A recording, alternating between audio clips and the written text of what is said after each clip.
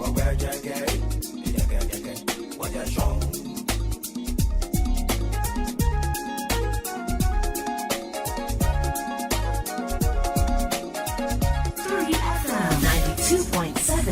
so let's get on to mission. And students of Kachelendo School have to actually farm. Now they have a farm in order to raise money to purchase desk. This morning we want to look at that particular issue and also get some bit of do some bit of analysis of students of Kachelendo DA school resorting to having to cultivate a farm just to raise money. So when they're supposed to be going to school, then they're actually working in this farm just to be able to raise funds to purchase a desk. Now we've gone there and we've brought you this particular story.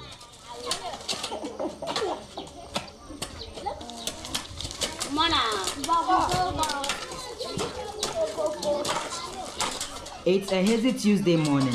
The sounds of birds show a new day at the Kachelendo DA Basic School Farm. Pupils are supposed to be in school, but cannot be done.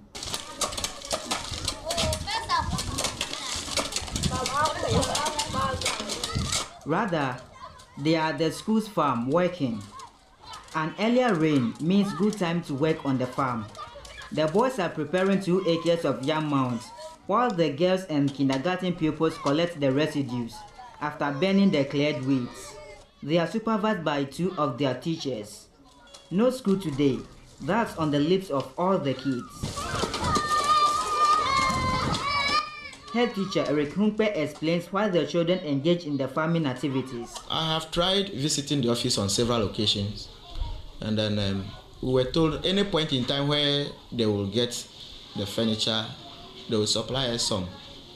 Then, since it's not forthcoming, we are in a farming community, we thought it wise to see if we can use that avenue to raise some money to purchase some of this furniture. So I discussed it with the PTA, and then they also agreed and contributed some yam sets for us. We were raising yam mounds to plant the yams. Maybe, God willing, next season we may get some yield, and then we will use it to see if we can mold some of the dexes for the pupils. Are authorities at the district aware of this? They've reshuffled the CS. So the former one was informed, and then he's aware of it. But then the current one is the one I have not briefed about it. Let's go! The district chief executive for Pandai, Emmanuel Tatablata, disagrees with the exploitation of the children. I am not aware, and I have to also find out from the director of education whether that school has been absorbed by government. He said the assembly will soon intervene. The next day, the mission team went back to the school when classes were in session to ascertain the claims by the teacher. So you are going to take them one after the other. This is 1, 6, 7, 8, 9, 10. The Kachelendo DA Basic School was established as a community school, but was absorbed by government in 2014, but remains very deprived. The whole school has 3 classroom blocks and a pavilion, which accommodates pupils from KG to upper primary 6.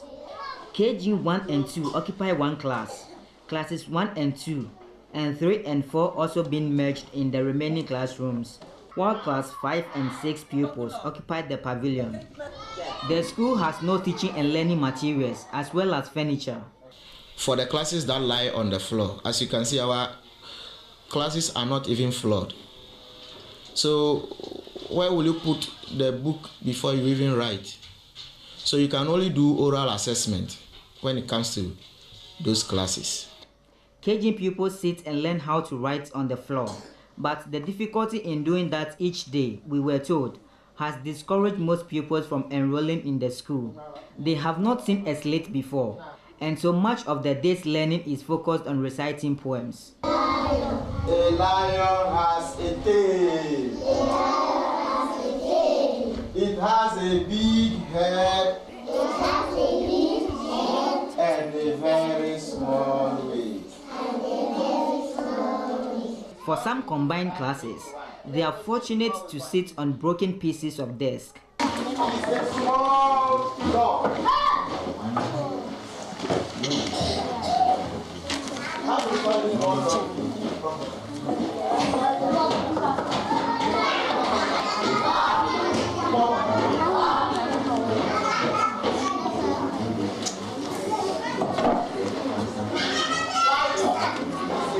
This is the ordeal that pupils of this school endure daily, all in the name of seeking for education. This class, I'm told, accommodates class 1 and 2 pupils, but due to inadequate furniture, they are compelled to sit on broken pieces of desk. And this serves only those who come to school early in the morning. If a pupil comes to school very late, they are compelled to sit right behind me on the floor, and they do all their day's activity on the floor. Some pupils share one exercise book and pencil. Poverty is high in this part of the Kwandai district. The school has no approved textbooks and supply of chalk. Stakeholders must consider prioritizing the needs of the Kachelendo DA Basic School to enable pupils achieve Goal 4 of the United Nations Sustainable Development Goals. Stanley Niblewu, TV3 News, Kachelendo. It has a big head. It has a big head. And a very small waist. And a very small. Well, so that's the situation at the Kachelendo DA School. And mission is supported by Star Ghana with funding from USAID, UK Aid, and Danida, as well as the EU. Anyway, so we've been joined by Executive Director of Child Rights International Ghana. That's Bright up here. Bright, good morning. Yeah, good morning. Well, I mean, watching this, and for me, I was actually watching, I watched it on TV3. How come kids are allowed to do these kind of things, Bright? Yeah, well, for me, it's just the ignorant of people in society that give back to some of the things that we see. And the worst part of it is that it's not being committed by parents for you to come to the conclusion that probably they are ignorant of it. But it's being committed by people who are supposed to manage our institution, which should know better in terms of the taking care of children, and then also ensuring that they safeguard the well-being of children. That is where the issue is so far as this particular issue is concerned. So probably there's a lot of work that we have to do. And seeing children engage in this kind of act for the purposes of providing desk, clearly point to the fact that there are people that we have to hold responsible for this. Beyond that, the PT and the school management team must also be involved in terms of the way people conduct themselves. Because based on this report, you realize that the PT also gave consent to the teachers to use children for this, to the extent that they were even supplying them with the children in terms of the work that they have to do in the farm.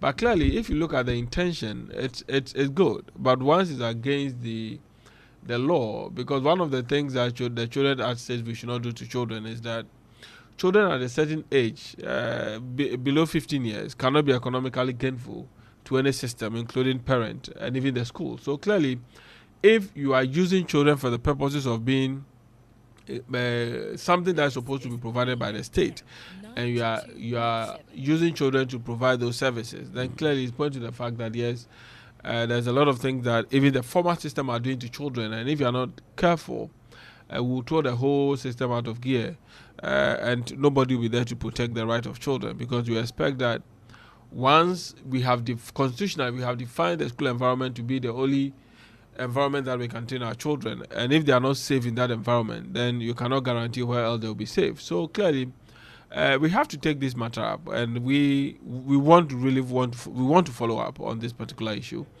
and then see how best the Ghana Education Service would also respond to it. This is not just a matter of sacking somebody or saying that somebody have violated the code of conduct, so you should be transferred to another place. I think there is a whole system that they have to deal with in terms of how people take decision in the process, and then how the assembly would also respond to issues of education where they need be, So all these things are things that we'd have to but correct. the assembly. I mean, listening to the DC, he says he's not aware of anything like that. And that's a dangerous aspect of it, because for him to say that, he needs to find out from Ghana Education Service to know whether the school has been absorbed or not. It's dangerous, because as a DCE, if indeed you have set up your priorities in terms of you have made education as a priority, you should know what happens in that environment. Because one of the things that is required of our educational system is that every year we need to conduct what we call the school audit, to be able to know the schools that we have, the ones that have been absorbed by government and the ones that are privately owned and all that. And then also the school infrastructure that we have, whether they are in a condition where we have to repair them or we have to demolish them and construct a new one. So as DC, all this information must be at your fingertips to be able to speak to it and all that. So if he himself is not aware of the condition of schools under his district, clearly point to the fact that there's a lot of things that we have to do. Because now basic education per the plan is going to be decentralized, where DC, the district assembly, is going to take a full charge of running of basic education at that level. So if they cannot speak to some of these things, then it raises a whole lot of issue as to whether we are on the right track. So we have to do a lot of education. But whatever it is, I don't think that the decision that they took to engage children in this kind of practice is appropriate. So what are you going to do? You say you're taking it up. What are you going to do? Yes, we'd want to look at how the whole thing was resolved and how the decision came about. Is one step that we want to take.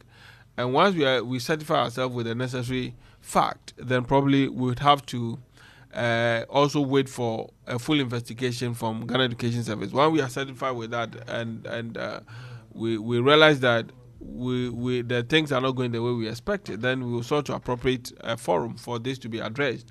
We will not just go straight forward, but we want to see what the system will do and the steps that will take to avert some of these things. Talking about the system, I mean, my checks indicate this is just not an isolated case. Exactly. It's something that happens. And so school children who are supposed to be in school find themselves on the farm just because they do not have, desk, a common material. I mean, a common thing like desk which they're supposed to sit on. And I mean, you've watched the video. You see Kachelendo, for instance, you see the children, some of them sitting on the floor, and like the teacher would say, because they do not have slates and things to write on, they actually have to be examined orally. What happens to their future then? You see, that is where the issue is, because once children cannot have access to certain materials, it would also aid their learning, then probably you cannot even justify that children are in school, because at the end of the day, we need to measure everything that we do with the outcome that will turn out with.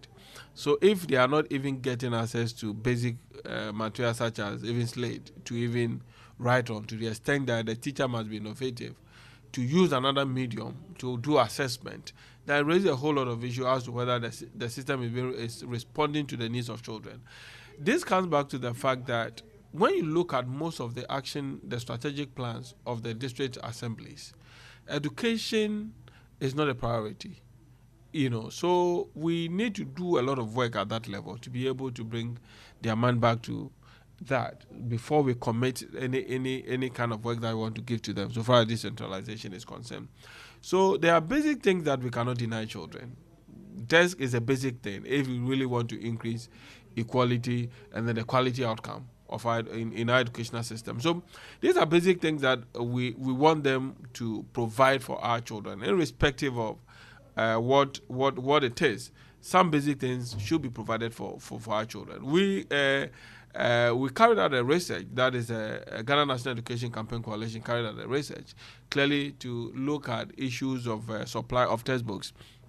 And they realized that no, when it comes to textbooks like English and mathematics, it does not get to the rural communities. But at the end of the day, these children will have to come and compete with the children in the urban communities and all that. So clearly, there's a lot of work that we have to do, and we'd have to.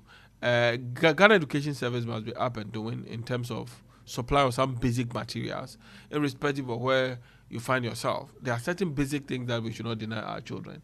So we want to see that they supply some of these things so that children will be comfortable and they learn.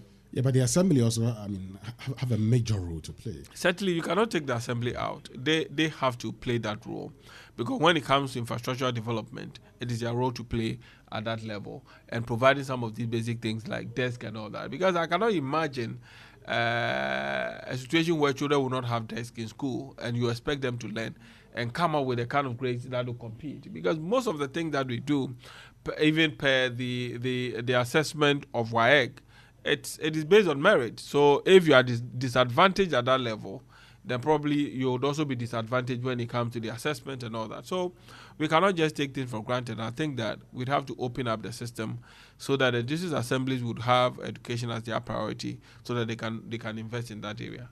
Okay, so finally, Bright Apia, when you say you're taking it up, what timelines are we looking at here? Yeah, well, we are looking at two things. One has to do with the full investigation that Ghana Education Service will set out in this. And if you are satisfied with the report, fine. If not, then we'll take it up. So most of our timelines will be based on what Ghana Education Service is going to put out. But if you're also experiencing delay, then we would also see the next step that we're going to take. Thank you very much, Bright Apia, who's Executive Director of the Child Rights International in Ghana. And so we've been talking about our mission coverage, and it's supported by Star Ghana with funding from UK Aid, EU, and Danida. I'm Winston Amwa, and this is definitely Sunrise on 3FM 92.7.